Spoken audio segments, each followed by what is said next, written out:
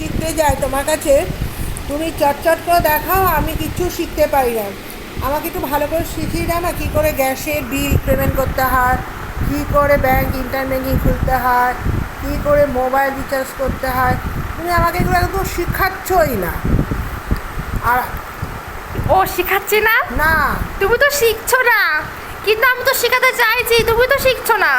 মা আমাকে খুব ধীরে ধীরে ধীরে শেখাতে হবে। যখন ছোট্টবেলা তোমাকে যেমন কোলে সুন্দর করে আদর করে অ আ ক খ শিখিয়েছি, বকিনি, তুমি দৌড়ি দৌড়ি চলে গেছো।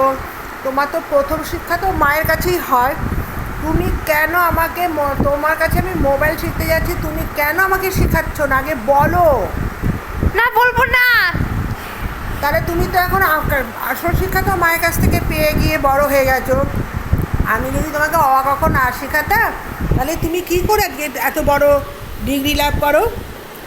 তোমার মতন যারা বড় হয়েছে তাদের তো প্রথম শিক্ষা তো আমি তো শেখাতে চাইছি, তুমি যদি না শেখো সেই দায়িত্ব আমার নয়। আমি তো ধীরে ধীরে আমাকে শিখিয়েছি। তোমার শিখাতে হবে।